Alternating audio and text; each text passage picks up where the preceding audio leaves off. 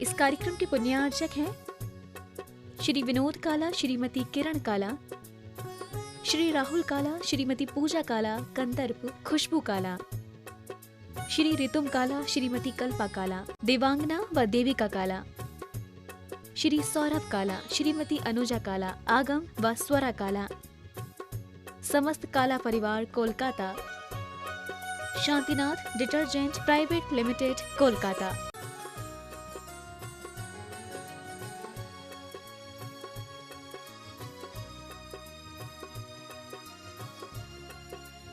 के पूज्य गुरुदेव के चरण कमलों में हम लोग त्रिवार नमोस्तु निवेदित करते हुए उनके मंगल में प्रवचन के लिए प्रार्थना निवेदित करेंगे। तो हाथ जोड़िए, मस्तक झुकाइए और बोलिए मेरे साथ, नमोस्तु गुरुदेव, नमोस्तु गुरुदेव, नमोस्तु गुरुदेव।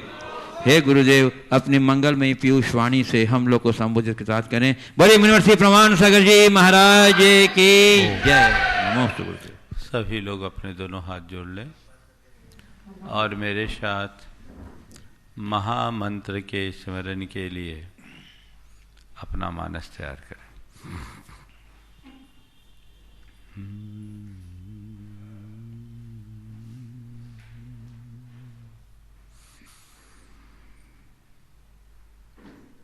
नमो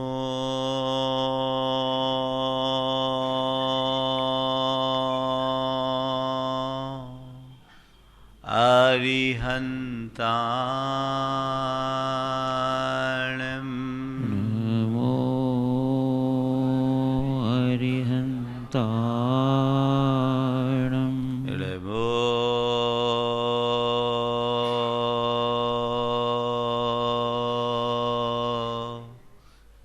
सिद्धाणं,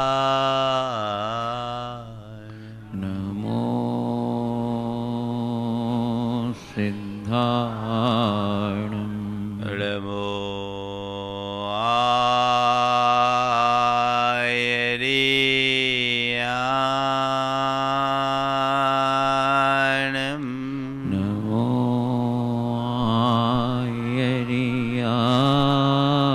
आयर्याणं, नमो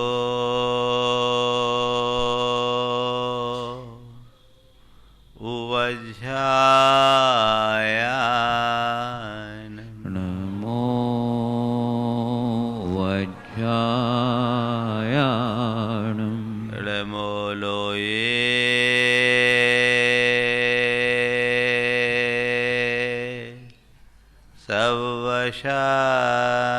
सवशाहुनं, नमो लोये सवसाहुनं, एषो पञ्च अणमुयारो एषो पञ्चनमो यारो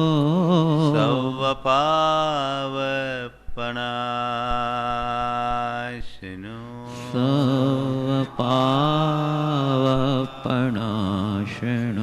मङ्गलाळं च सवेशिं मङ्गलाळं च सवेशिं परमं होय मङ्गलम् परमं होय मङ्गलम्। जय बोलो देवादिदेव 1008 श्री भगवान महावीर स्वामी की जय जय जय। अहिंसा परमो धर्म की जय जय जय। परम पूज आचार्य गुरुवर श्री विद्यासागर जी महाराज की जय जय जय। बोले परम जश्मी प्रमाण सागर जी महाराज की जय जय जय। मुनिवर्षी रहत सागर जी महाराज की जय जय जय। नमोस्तु गुरुदेव। एक जिज्ञासु सेठ किसी संत के चरणों में जाकर निवेदन किया और कहा, जीवन के निर्वाह के लिए धन पैसे की उपयोगिता समझ में आती है, शरीर के स्वास्थ्य का भी उपयोग दिखाई पड़ता है और हमारे संबंध और रसूख भी हमारे काम में आते हैं। संपत्ति, शरीर और संबंध, इन सब का उपयोग परिलक्षित होता है, पर धर्म का कोई उपयोग दिखाई नहीं पड़ता। फिर भी क्या वजह है कि आप लोग सबसे अधिक धर्म की दुहाई देते हो? धर्म क्यों करें? धर्म का हमारे जीवन में सीधा उपयोग तो दिखता नहीं। हो सकता है ये सवाल, तुम जितना देख रहे हवेली उतनी, बोले हाँ मैं पूरी हवेली देख रहा हूं। उन्होंने कहा ये बताओ इसकी नींव कहां है, इसकी नींव किधर है? नींव तो दिखी नहीं रही है। तो फिर उन्होंने पूछा ये बताओ इस हवेली की नींव न हो तो क्या हवेली दिखेगी? नहीं गुरुदेव, बात समझ में आ गई, नींव के अभाव में हवेली टिकेगी ही नहीं। तो संत ने समझाया जो स्थान हवेली की स्थिरता के लिए नींव का है, वही स्थान जीवन की स्थिरता के लिए धर्म का है।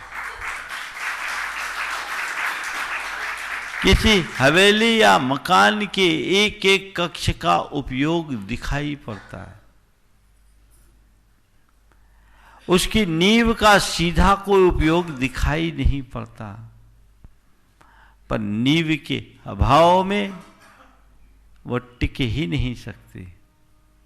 इसी तरह धर्म का सीधा उपयोग भले न दिखे, पर धर्म के अभाव में जीवन में स्थिरता संभव ही नहीं है।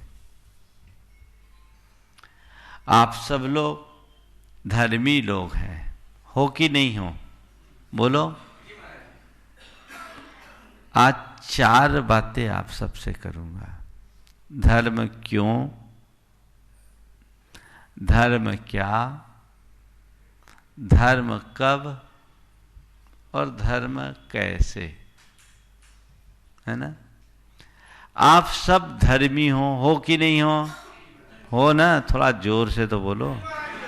पापी तो नहीं बोल रहा हूं, धर्मी बोल रहा हूं। तो धर्मी बोलते समय तो सीना फुला के बोलना चाहिए। आप धर्मी हो कि नहीं हो? हाँ। धर्म करते हो? क्यों करते हो? बोलो। पापों का क्षय करने के लिए, पुण्य का बंध करने के लिए, है ना? जन्म से अब तक कितना धर्म किया कि नहीं किया? कितना पाप का क्षय किया, कोई हिसाब है? कितना पुण्य बांधा, कोई लेखा जोखा है? फिर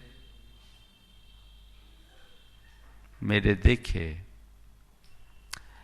लोग 4 दृष्टियों से धर्म करते हैं।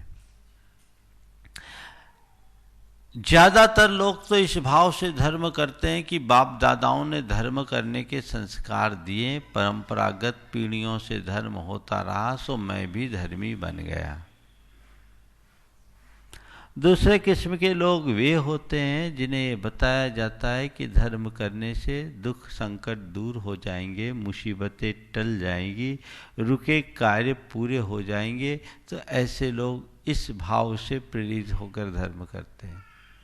तीसरे प्रकार के लोग हैं, वो धर्म इस भाव से करते हैं कि धर्म करेंगे तो मेरे पाप कटेंगे, पुण्य बढ़ेगा, मुझे सद्गति मिलेगी, मैं स्वर्ग जाऊंगा, नरक जाने से बच जाऊंगा।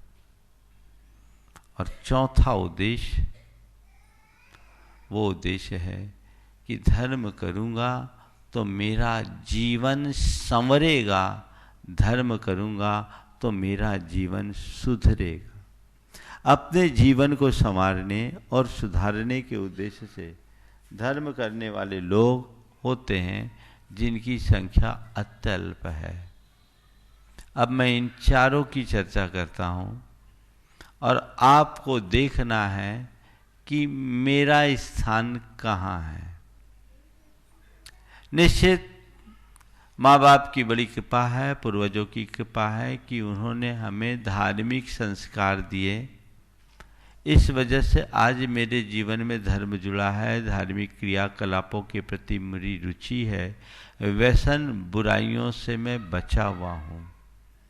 यदि माँ बाप ने ऐसे संस्कार नहीं दिए होते तो आज मैं लंपट बन गया होता, आवारा बन गया होता, अपराधी बन गया होता, व्यभिचारी बन गया होता, संस्कार विहीन हो गया होता। ये एक बड़ा सकारात्मक पहलू है। लेकिन धर्म करना अच्छी बात है, पर केवल इस वजह से धर्म करना कि बाप दादाओं ने धर्म करने की प्रेरणा दी है, धर्म का वह फल नहीं दे पाएगा जिसके हम हकदार हैं। ये उसका सही उद्देश्य नहीं है। क्या उद्देश्य वो आगे बताऊंगा, लेकिन ये आपको देखना है कि मैं धर्म कर रहा हूं इसलिए कि एक धार्मिक परिवार में जन्म लिया तो बहुत बड़ी बात नहीं है। दूसरा उद्देश्य, धर्म करेंगे तो मुसीबतें टलेगी, संकट टलेंगे, कष्ट मिटेंगे। ये उद्देश्य भी सही नहीं है। ज्यादातर लोग इसी भाव से धर्म करते हैं और यदि कदाचित उनके जीवन में आपत्ति विपत्ति आती है तो उनका मन टूट जाता है। वे कह बैठते हैं हमने इतना धर्म किया, हमको धर्म से क्या मिला। श्रद्धा भी डगमगा जाती है। बहुत सारे लोग धर्म से पूरी तरह विमुख हो जाते हैं और ये स्वाभाविक है, क्योंकि उनका उद्देश्य ही गलत था। धर्म से जो लाभ लिया जा सकता है वो लाभ उनकी दृष्टि में ही नहीं है, और जिस दृष्टि से वो धर्म कर रहे हैं वो धर्म का क्षेत्र ही नहीं है। पर हम लोगों को बचपन से गलत संस्कार दिए गए, भय और लालच से धर्म का पाठ पढ़ाया गया। जब स्कूल में पढ़ते थे, परीक्षा बेटा स्कूल जाने के पहले, परीक्षा देने के पहले मंदिर जा, पेपर अच्छा जाएगा, ये कहा जाता है।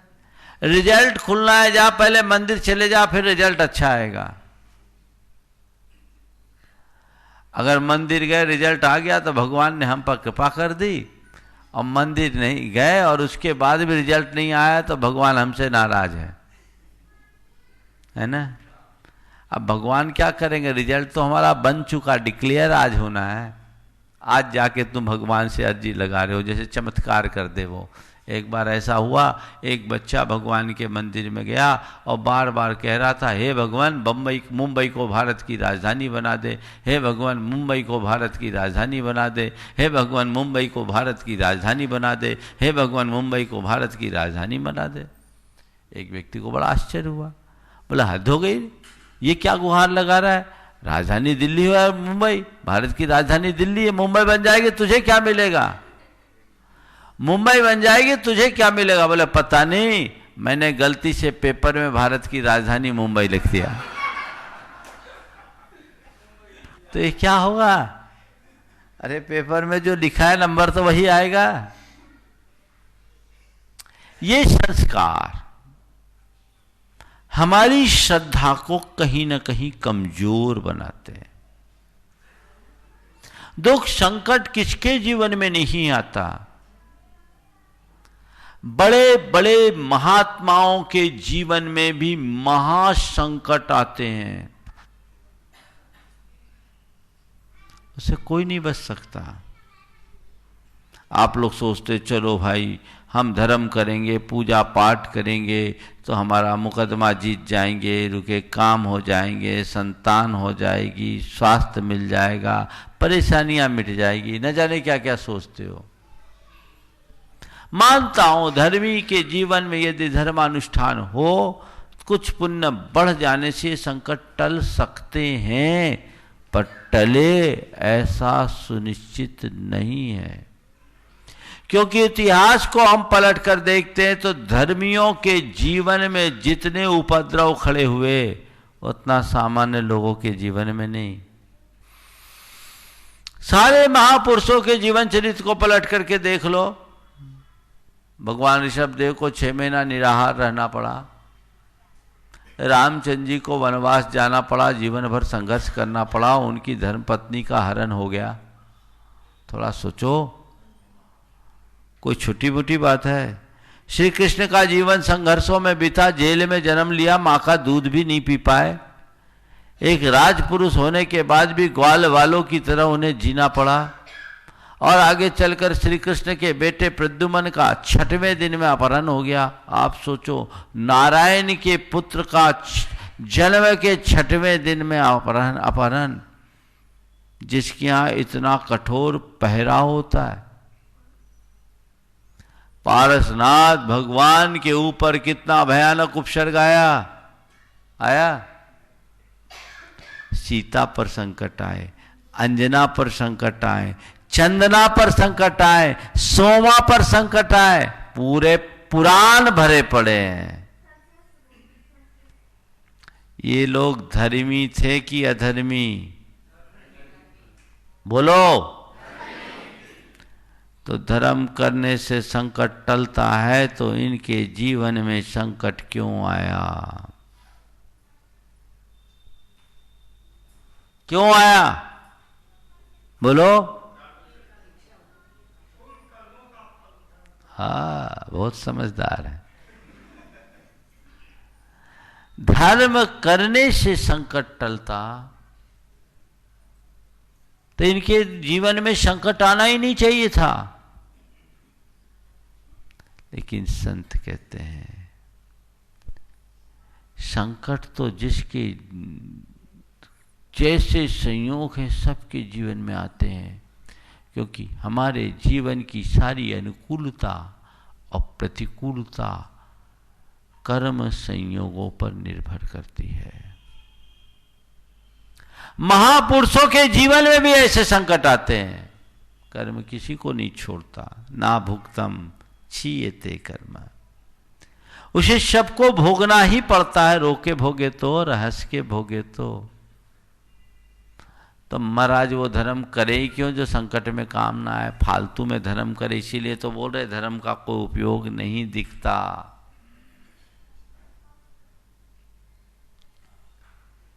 ध्यान रखो, धर्म हमारे संकटों को टालता नहीं, पर एक धर्म ही है जो हमें संकटों में संभालता है।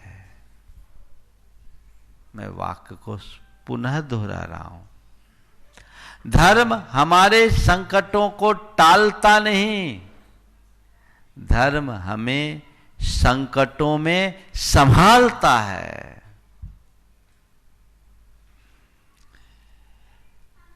धर्मी के जीवन में चाहे कितने भी संकट आए, धर्मी कभी विचलित नहीं होता। और अधर्मी व्यक्ति के जीवन में संकट की बात तो बहुत दूर की है। छोटी छोटी सी बाधाओं में विचलित हो जाता है। एक युवक, उसके पिता अल्प उम्र में चले गए। जिस समय पिता की मृत्यु हुई वो बच्चा कुल 14 साल का था। माता पिता बड़े धर्मात्मा, पर अल्पायु चले गए।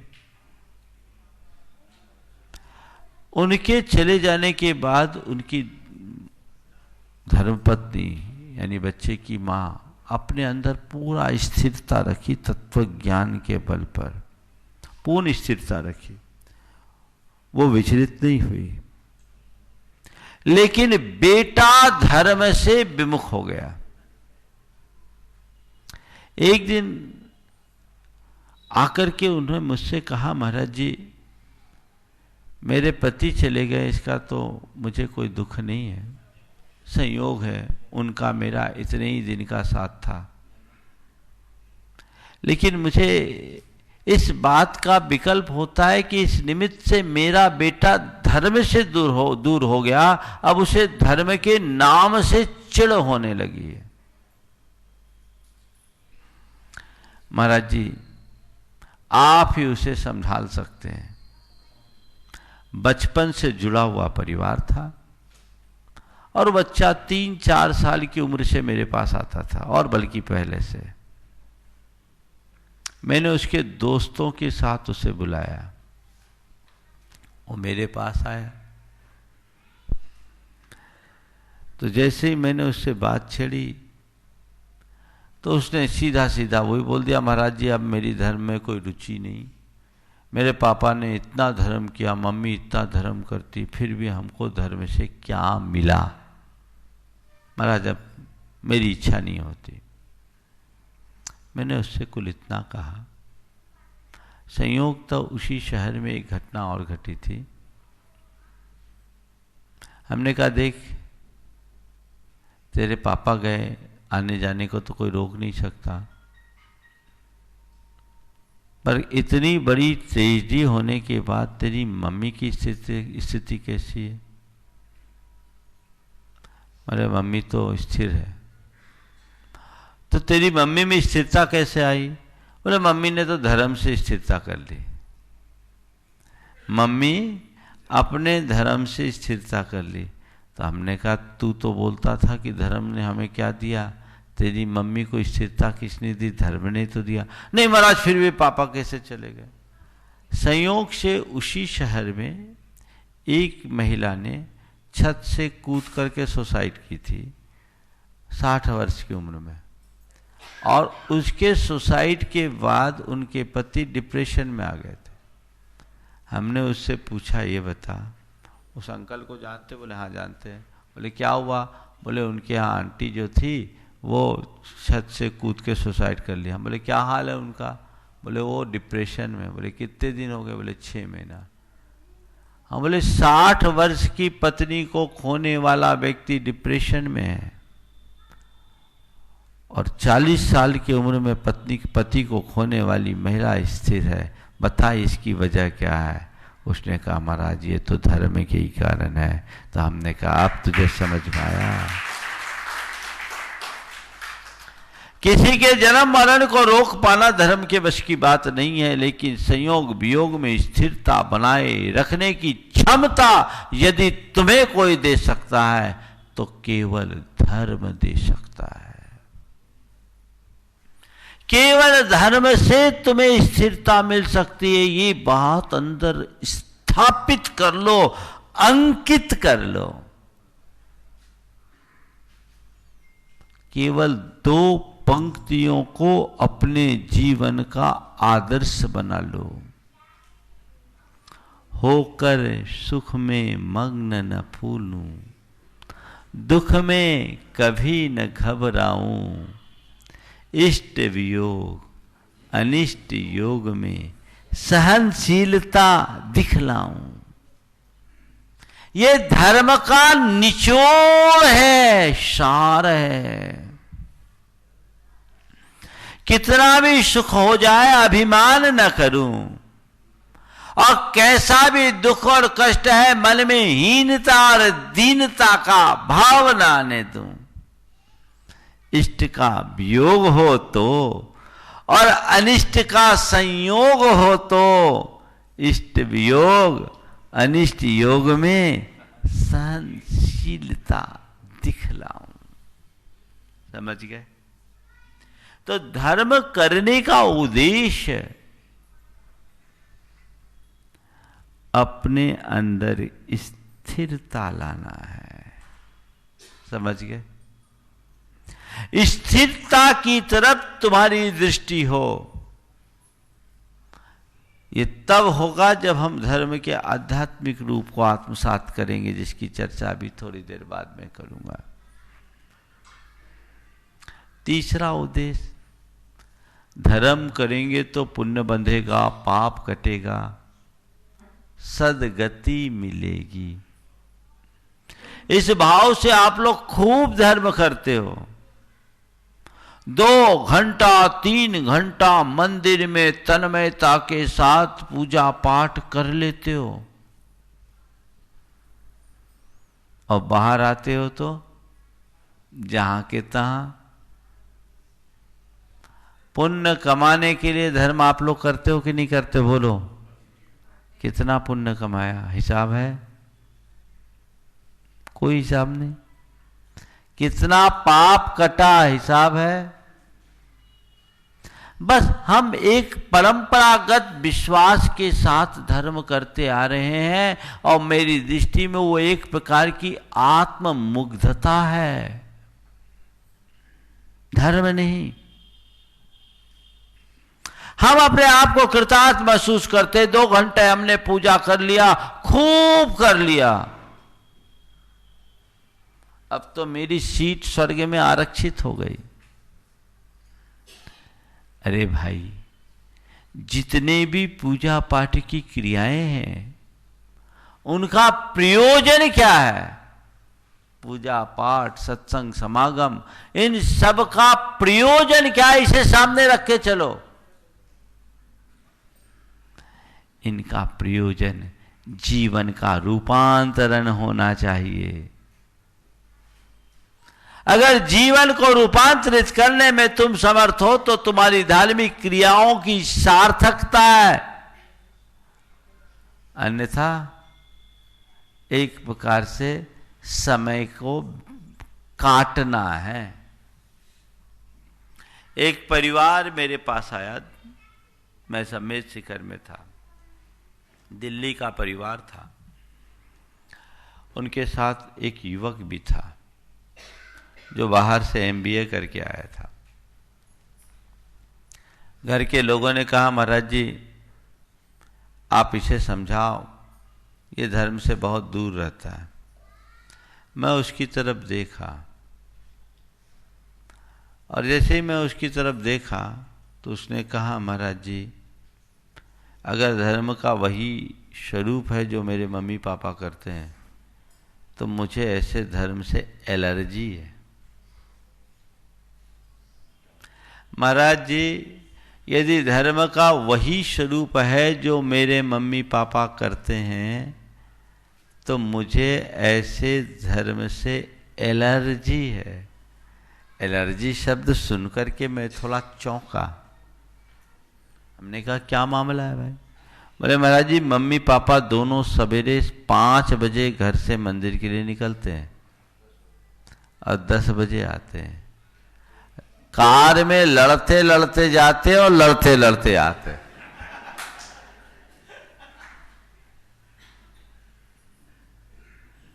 अब महाराज बोलिए, इस धर्म से क्या मतलब? तो मुझे तो लगता है धर्म करना यानी टाइम वेस्ट करना। मैं क्यों अपना समय ज्यादा करूं? इन लोगों को 30-40 बरस हो गए धर्म करते करते। मैं इनको देखता हूं तो जब लगता है कि ये कुछ नहीं पा पाए तो मैं क्या पाऊंगा। मैंने उसे समझाया कि हो सकता है तुम्हारा अनुभव सही हो, पर सबके साथ ऐसा हो कोई जरूरी नहीं। तुम कहते हो कि धर्म क्यों करूं? मैं तुमसे एक सवाल करता हूं,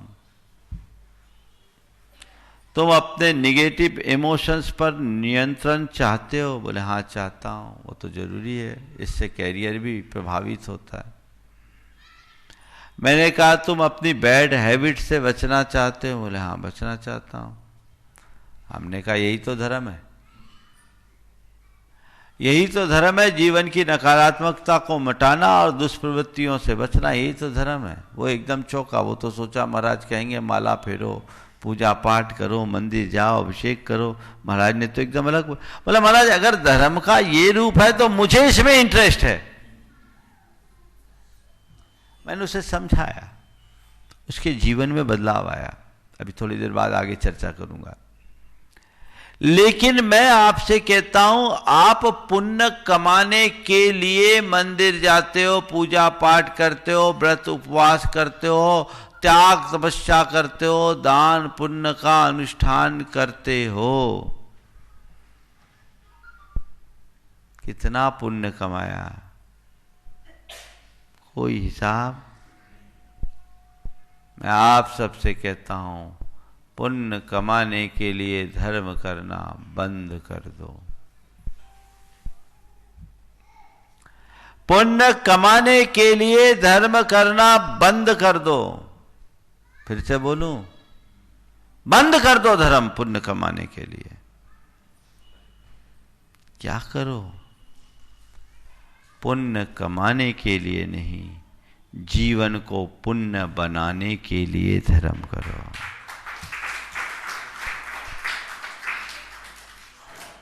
जीवन को पुण्य बनाने का मतलब जीवन में पवित्रता लाना।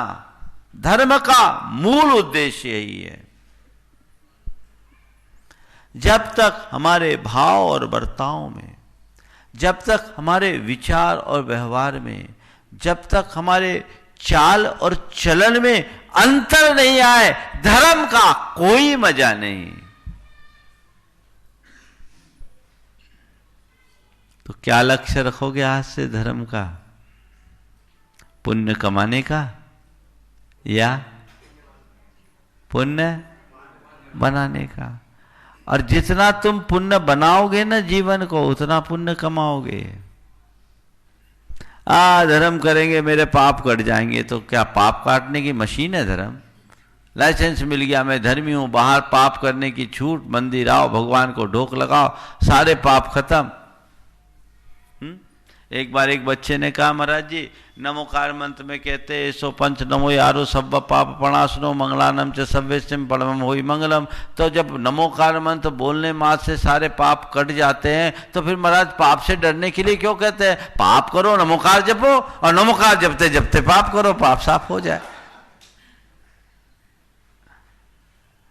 मैंने उससे कहा, भैया ऐसा नहीं, किए वे पाप को श्रद्धा पूर्वक नमोकार जपे, उसका पाप कट सकता है। लेकिन नमोकार जपने के बाद भी जो पाप से बचने का भाव न रखे, समझना उसके मन में नमोकार के प्रति श्रद्धा ही नहीं, उसका कोई भी पाप कटेगा नहीं, बल्कि पाप बंधेगा। धर्म करोगे पाप कटता, इसमें कोई संशय नहीं, लेकिन पाप काटने के लिए धर्म मत करो, पाप त्यागने के लिए धर्म करो। तुमने कितना पाप काटा इसका तुम्हारे पास हिसाब नहीं होगा, लेकिन तुमने कितना पाप त्यागा ये तो तुम्हारी स्मृति में होगा। मुझे कितना पाप त्यागना है ये तो समझ तुम्हारे अंदर होगी। वो तुम्हें अपने भीतर विकसित करना चाहिए। सच्चे अर्थों में पापों का परित्याग ही धर्म है। पाप को छोड़े बिना किया गया धर्माचार बड़ा उथला है। समझ गए? सच्चे अर्थों में पाप छूटना चाहिए, पाप से विरक्ति का भाव होना चाहिए कि नहीं, मुझे पाप से ऊपर उठना है, पाप को त्यागना है। रोज रोज जितना जितना बन सके पाप से बचो। एक आचार्य से पूछा गया धर्म क्या है? उनने कहा सधर्मो यत नाधर्म। जहाँ अधर्म नहीं है वहीं धर्म है। तो पाप अधर्म है। अपनी प्रवृत्तियों को बदल दीजिए, जीवन बदल जाएगा। अरे धर्म करेंगे स्वर्ग जाएंगे, स्वर्ग जाने के लिए धर्म करते करते तो जिंदगी बीत गई और भारत में तो एक व्यवस्था बन गई, जो मरे उसको नाम के बाद स्वर्गीय लगा दो, चाहे जिंदगी भर नरक का काम क्यों ना करे। आज नरकों में सड़ने वाले लोग भी स्वर्गीय बन गए हैं, है ना?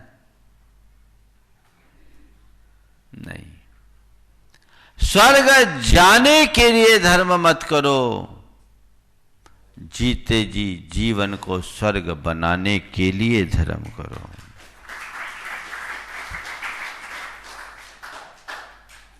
ये धर्म का मूलभूत उद्देश्य है। इसे ध्यान में रखकर हम चलेंगे तो जीवन तर पाएगा। समझ गए?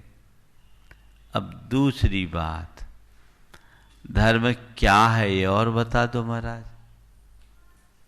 कंसेप्ट तो आप लोगों को क्लियर हुआ? धर्म क्यों करना? जीवन को पवित्र बनाने के लिए, जो धर्म का मूल उद्देश्य है, जीवन के रूपांतरण के लिए, आत्मा के शुद्धिकरण के लिए ही हमें धर्म करना है। वो उद्देश्य अपना बना करके चलेंगे तो हम अपने जीवन को सही बना सकेंगे, संवार सकेंगे, जीवन आगे बढ़ा सकेंगे। वैसा लक्ष्य लेकर आप निरंतर चलते चलें, आत्मशुद्धि, आत्महित, जीवन को सुधारने और संवारने के लिए। बदलाव घटित होता है। अब धर्म क्या? जो रोज मंदिर में तुम पूजा पाठ करते हो वो तुम्हारा धर्म है। साधु संतों की जो सेवा में तत्परता दिखाते हो वो तुम्हारा धर्म है। शास्त्रों का जो स्वाध्याय करते हो वो तुम्हारा धर्म है। समय समय पर जो दान धर्म करते हो क्या वो तुम्हारा धर्म है। व्रत उपवास करते हो वो तुम्हारा धर्म है। बेशक ये सब धर्म है, अधर्म नहीं है। ये धर्म है, लेकिन धर्म का बाहरी रूप है। धर्म का बाहरी रूप है। भीतरी रूप को पहचानो। असल धर्म क्या है इसे जानो। धर्म के 3 रूप दिखाई पड़ते हैं। एक है पूजा उपासना, दूसरा है नैतिकता और प्रामाणिकता, और तीसरा है आध्यात्मिक जागरण। पूजा उपासना धर्म का सबसे सरल रूप है। लोग खूब पूजा पाठ करने में रुचि रखते हैं, खूब उपासना करते हैं, लेकिन पूजा भी तन्मय होकर करते हैं और पाप में भी उतने ही तन्मय हो जाते हैं। तो उस पूजा से वांछित लाभ नहीं मिलेगा। जो लोग इस आस्था के साथ पूजा पाठ करते हैं कि पूजा अर्चा से कुछ पुण्य बंधेगा, उनका धर्म घंटे 2 घंटे की क्रिया मात्र बनकर सिमट जाता है। लेकिन जो धर्म को जीवन के रूपांतरण का आधार बनाकर चलते हैं, उनका धर्म उनके प्रत्येक विचार और व्यवहार में प्रतिबिंबित होता है। प्रत्येक विचार और व्यवहार में वो धर्म प्रतिबिंबित होता हुआ दिखाई पड़ता है। उसकी तरफ उनकी दृष्टि रहती है। वैसा वो देखते, सोचते और समझते। उस अनुरूप हमारा कार्य होना चाहिए। वैसी दृष्टि अगर हमारे अंदर होगी तो हमारा जीवन धन्य हो सकेगा। क्या है? पूजा पाठ करो, पर किसके लिए? मन को संवारने के लिए। पूजा पाठ व्यर्थ नहीं है। पूजा पाठ प्रार्थना अगर आप आत्मा को केंद्र में रखकर करते हो तो ये आपके जीवन की निर्मलता का आधार बनती है। जीवन में बड़ा सकारात्मक परिवर्तन घटित कर सकती है। मेरे संपर्क में अनेक लोग हैं जिन्होंने धार्मिक क्रियाओं के बदौलत अपने जीवन में बहुत बड़ा बदलाव घटित किया है। लेकिन ये तभी जब सामने वाला खुद को बदलने के लिए तैयार रखे। आज ही एक भाई ने कहा, महाराज मैंने आपका नियमित प्रवचन सुना और सुनता हूँ और मैंने क्रोध का त्याग कर दिया है, अब मैं क्रोध नहीं करता। कोई भी निमित्त आता है मैं अपने आप को बचा के रखता। आपके यहाँ का है, हम नाम नहीं ले रहा हूँ, नहीं तो आप लोग उसको क्रोध दिलाने के लिए पीछे पड़ जाओ। लेकिन वो आके बोला, ये दृष्टिकोण होना चाहिए ना, ऐसा दृष्टिकोण हो तो जीवन की भलाई है, तभी यथार्थ उपलब्धि है, अन्यथा नहीं। तो पूजा करो, पाठ करो, भक्ति करो, पाप से बचो। कैसे लोग धर्म करते हैं, कैसे लोग धर्म करते हैं। एक जगह सत्संग होता था और एक आदमी सबसे आगे की पंक्ति में बैठ करके प्रवचन सुनता था। एक रोज एक चोर भी उस प्रवचन सभा में चला गया। उसने प्रवचन सुना, वो बड़ा प्रभावित हुआ और उसने उस दिन से चोरी का त्याग कर दिया। अगले दिन सौदा लेने के लिए उसी सेठ की दुकान में गया जो सबसे आगे रहता था।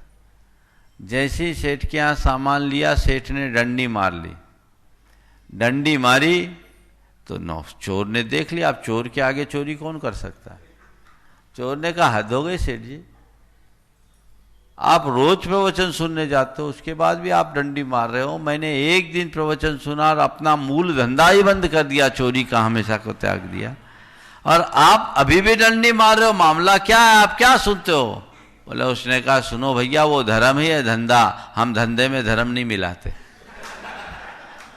धर्म धर्म के लिए करते, धंधा धंधा के लिए करते हैं। वास्तव में ये दृष्टिकोण ही अंधा है, इसे पलटना चाहिए, इसे बदलना चाहिए। ये परिवर्तन अपने भीतर घटित कीजिए।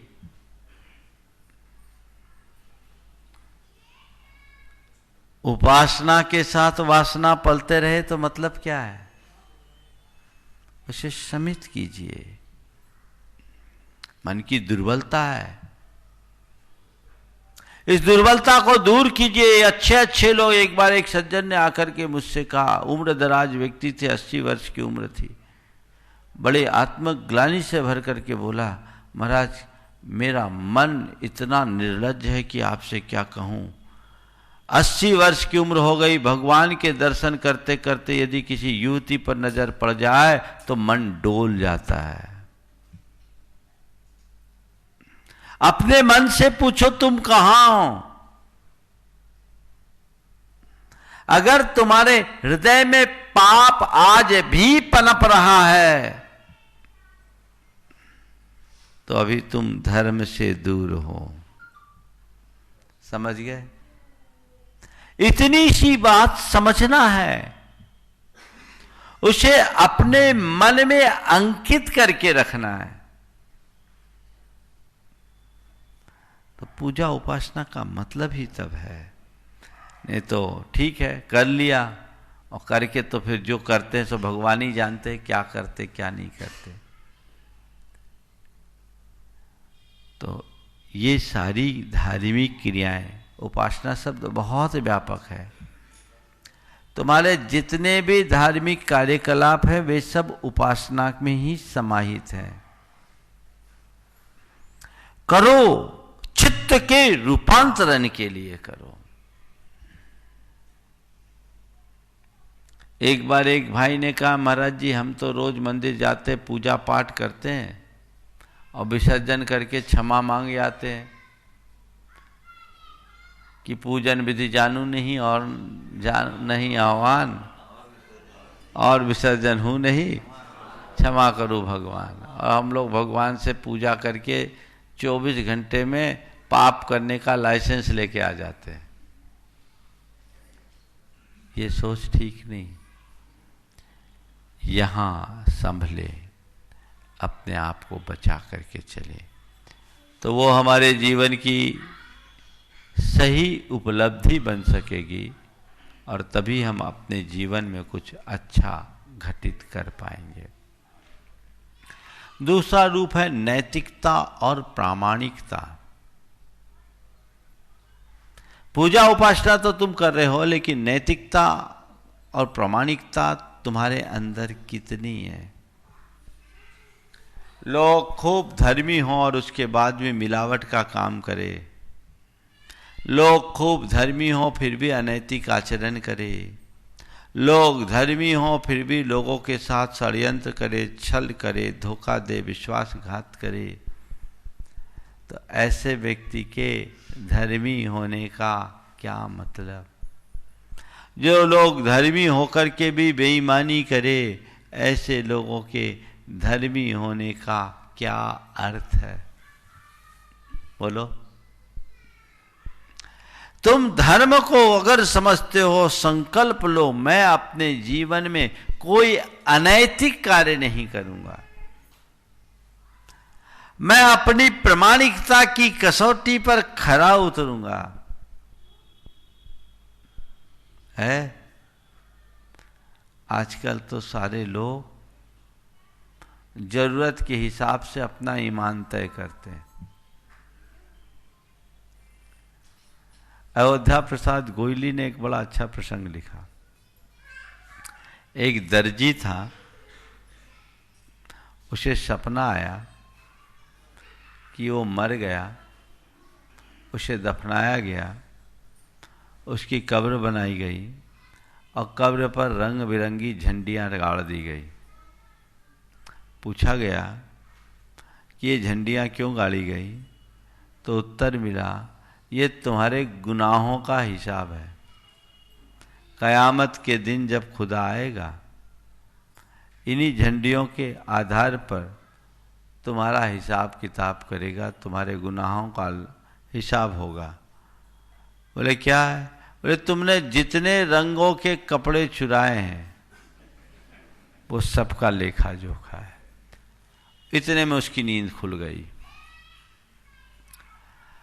वो घबरा उठा, अपनी दुकान पर आते ही अपने सारे शागिर्दों से, अपने सहयोगियों से कहा कि भैया देख, मेरे पास कोई भी कपड़ा आए तो तुम लोग एक ही बात कहना, उस्ताद जी झंडी, उस्ताद जी झंडी। कपड़ा आता, कपड़ा मारने का उसका मन होता, कैंची चलाने को होता, कि तब तक उसके साथी उससे कह देते, उस्ताद जी झंडी, उस्ताद जी झंडी। और उस्ताद जी झंडी सुनते ही उसकी कैंची रुक जाती। एक दिन एक मलमल का कपड़ा आया, बहुत कीमती अच्छा कपड़ा। उसको देखते ही उसके मुंह में पानी आ गया और उस कपड़े को मारने के लिए कैंची जैसे ही आगे बढ़ाने को हुआ, उनके साथियों ने आदत के मुताबिक कहा, उस्ताद जी झंडे, उस्ताद जी झंडी। उसने कहा, मूर्खों, इस रंग की झंडी वहां थोड़ी थी।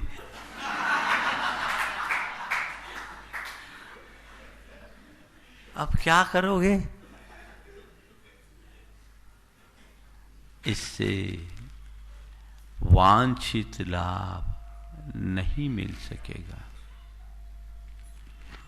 पूजा उपासना करे नैतिकता और प्रामाणिकता के साथ। आज सारी प्रामाणिकता खंडित हो गई। अब औरों की बात क्या कहें, लोगों ने तो भगवान को भी चूना लगाना शुरू कर दिया है। मौका मिल जाए तो लोग भगवान को भी नहीं छोड़ेंगे, है ना? हाँ, भगवान के साथ भी पूरा, सबसे ज्यादा धोखा भगवान के साथ होता है। मंगलवार का दिन था, पिता ने अपने बेटे से कहा कि एक काम कर, मैं अस्वस्थ हूं, ये 10 का सिक्का हनुमान जी की गुल्लक में डालिया, मंदिर में जा। बोला मैं फ्री में नहीं डालूंगा, मैं फ्री में नहीं डालूंगा। उन्होंने कहा ठीक है, ये 10 का सिक्का तू अपने लिए ले ले। एक सिक्का उसने बेटे के लिए दिया, एक सिक्का कहा जा गुल्लक में डाल दो। लड़का शरारती था, वो सिक्का उछालते उछालते जा रहा था। उछालते उछालते के क्रम में जब गया तो आगे चलकर उसका एक सिक्का उछल करके नाली में गिर गया। जब सिक्का नाली में गया, कहा पैसा तो गया। उसने कहा हनुमान जी आपका सिक्का गया, मेरा बचा।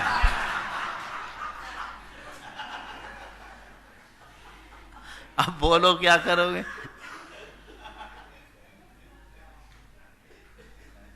तो ये टेंडेंसी अच्छी नहीं। मनुष्य को कमिटमेंट का धनी होना चाहिए। जहां चाहे जिस किसी को कोई कमिटमेंट देना नहीं चाहिए, और किसी को कोई कमिटमेंट दे तो उस पर दृढ़ रहे, तब जीवन में कुछ अच्छा घटित कर पाएंगे। तीसरा जो धर्म का असली स्वरूप है वह है आध्यात्मिक जागरण। आध्यात्मिकता जिसके हृदय में जग जाती है उसका जीवन निहाल हो जाता है। वो जागरूकता अपने भीतर लाइए, अपनी चेतना को जगाइए। हम बहुत ऊंचाई का स्पर्श कर सकेंगे, हमारा जीवन धन्य हो सकेगा। तो वो हमारा केंद्र होना चाहिए। मेरे संपर्क में ऐसे अनेक लोग हैं जिनके जीवन में धर्म से जुड़ने के बाद जबरदस्त मोड़ आया है, और वो आध्यात्मिक मोड़ कोई क्रिया में नहीं, विचारों में भी। क्रियागत परिवर्तन बड़ा सरल है, विचारों का परिवर्तन बहुत कठिन है। तुम्हारे भाव विचार बदलने चाहिए, तब जीवन का लाभ है।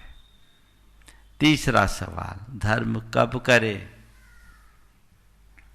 आप सब लोगों के मन में भी रहता तो है कि हमें धर्म करना है, लेकिन धर्म के विषय में लोगों की प्लानिंग क्या होती है बताओ? जब सब कर लेंगे तब धर्म करेंगे, माने सब काम से निवृत्त होकर के धर्म करेंगे।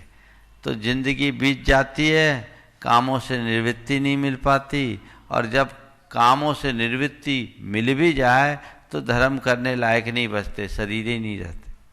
किसी से पूछो तो कहता अभी मेरी उम्र थोड़ी है। धर्म करने की बात कहो तो कहेगा अभी हमारी उम्र थोड़ी है, और ज़्यादा हो जाए तो फिर कहते भैया अब हमारी उम्र कहाँ बची। दो ही बातें हैं ना, अब हमारी उम्र कहाँ बची। और पहले कह रहे थे उम्र थोड़ी है। अरे जब तुम्हें उम्र थोड़ी थी तब समझ में आती तो स्थिति बदल जाती। एक जगह की बात है, एक समाज के मुखिया मेरे पास बैठे थे, 80 साल के अध्यक्ष थे समाज के प्रधान। बात बात में उन्होंने कहा महाराज रात 11 बजे जब तक 2 मिस्सी पराठे नहीं खाता नींद नहीं आती। 80 साल का व्यक्ति कह रहा रात 11 बजे जब तक 2 मिस्सी पराठे नहीं खा लेता तब तक मुझे नींद नहीं आती। वहीं पर उनका 17 साल का पोता बैठा था जो रात्रि में पानी भी नहीं पीता। 17 साल का पोता बाजू में बैठा। मैंने उसकी तरफ इशारा किया और कहा इसे देखो और कुछ तो शर्म खाओ, इसे देखो और कुछ तो शर्म खाओ। उसने कहा महाराज गलती मेरी नहीं, दोष आपका है। गलती मेरी नहीं, दोष आपका है। मैंने पूछा क्या बोलते हो? बोले महाराज इसकी उम्र में आप हमें क्यों नहीं मिले, इसकी उम्र में आप हमें क्यों नहीं मिले। अगर मिल गए होते तो हम सुधर गए होते। बंधुओं, मैं खासकर युवाओं से कहना चाहूँगा, युवाओं को धार्मिक कार्यों के प्रति अल्प रुचि दिखती है। वे ये सोचते हैं अभी तो एंजॉय करने के दिन हैं, फिर हम धर्म करेंगे। ध्यान रखो, धर्म को ही एंजॉय करना शुरू कर दो, जीवन में एक अलग प्रकार की अनुभूति होने लगेगी। आज करोगे तो कल तुम करने लायक रहोगे, अगर आज नहीं करे तो कल क्या करोगे? कुछ नहीं कर सकोगे। एक बदलाव घटित होना चाहिए। सोच बदलिए, चिंतन बदलिए, जीवन की धारा को परिवर्तित कीजिए, ताकि हम जीवन को एक नई ऊंचाई और नई दिशा दे सके। ऐसा पुरुषार्थ होना चाहिए। कब करो? जब समझ में आ जाए तब करो। कब करो? जब फुर्सत मिले तब करो। नहीं, आप लोग कब करना चाहते हो धर्म? जब फुर्सत मिल जाए तो धर्म करो। हमने सुना लॉकडाउन में लोगों ने जी भर करके धर्म किया, क्योंकि फुर्सत थे ना। हालांकि एक अच्छी बात है, एक विपरीत समय का सही उपयोग हुआ। लेकिन ज़्यादातर लोग धर्म के संबंध में क्या करते हैं? जब फुर्सत मिले तो धर्म करें। नहीं, फुर्सत मिलने पर धर्म करने में मजा नहीं है, फुर्सत निकाल करके धर्म करने का मजा ही कुछ और है। फुर्सत निकालो, ऐसे जिंदगी में कभी फुर्सत नहीं मिलेगी।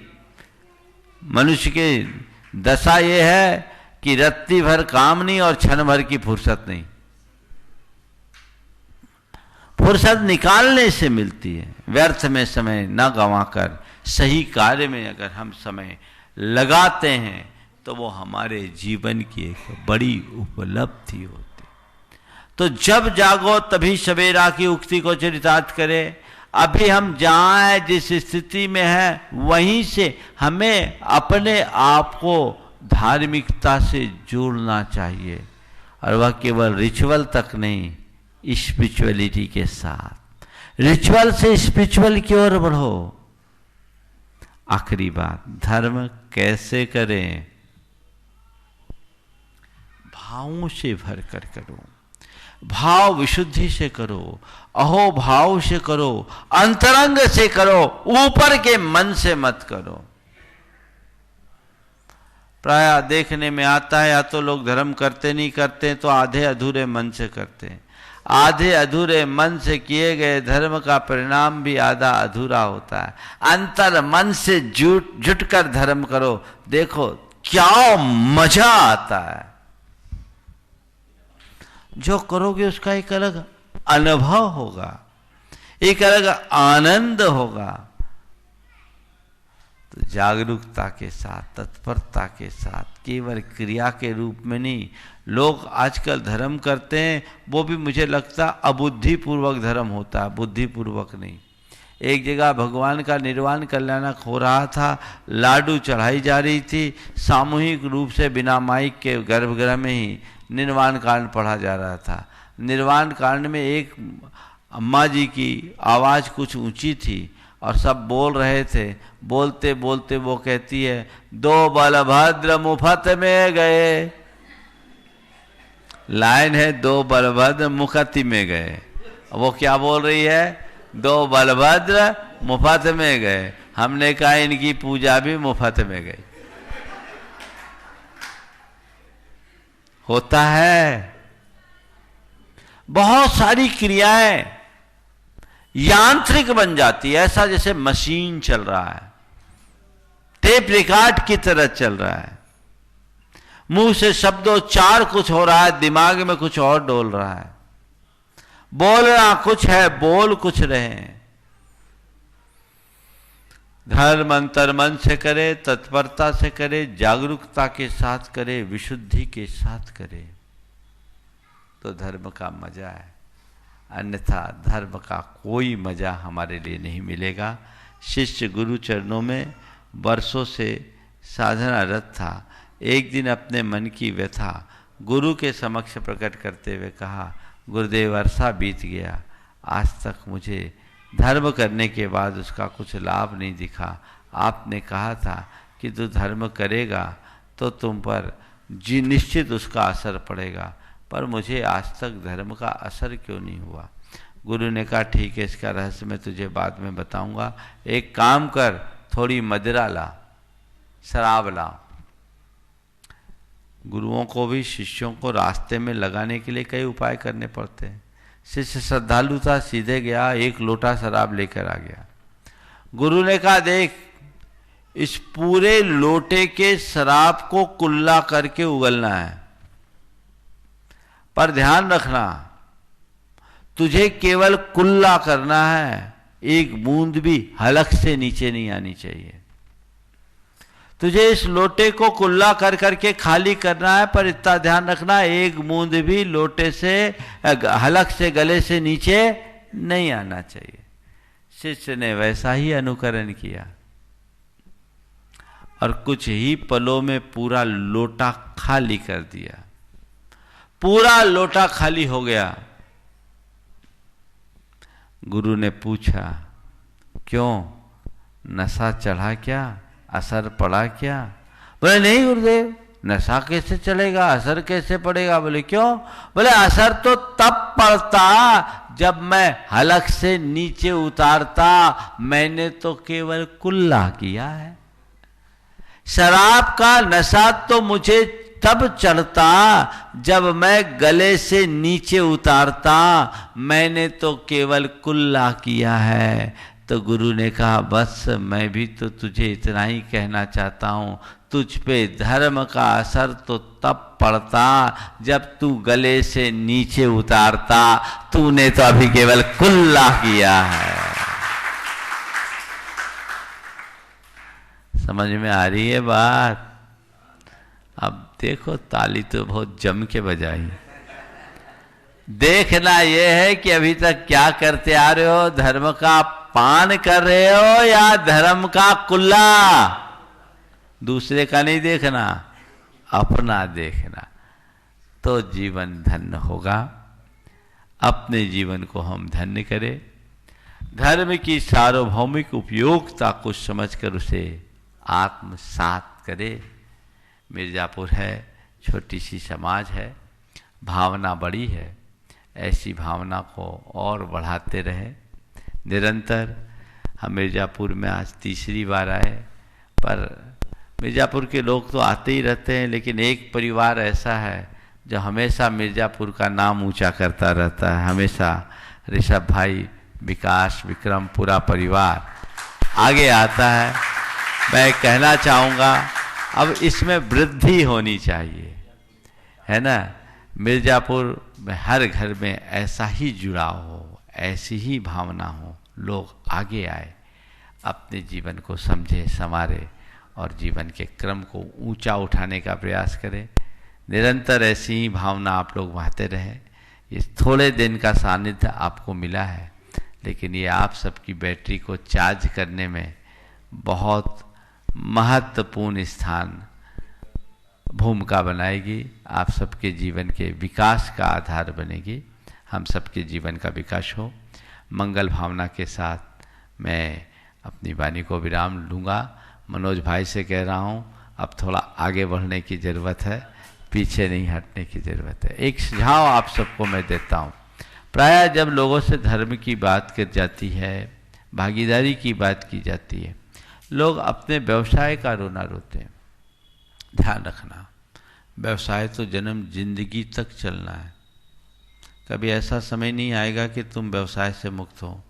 कदाचित नौकरी पेशा में होते तो रिटायर्ड होने की बात कुछ संभावना होती, लेकिन व्यापारी तो टायर्ड हो जाता है, रिटायर्ड नहीं होता। हमें अपना सिस्टम बदलना होगा।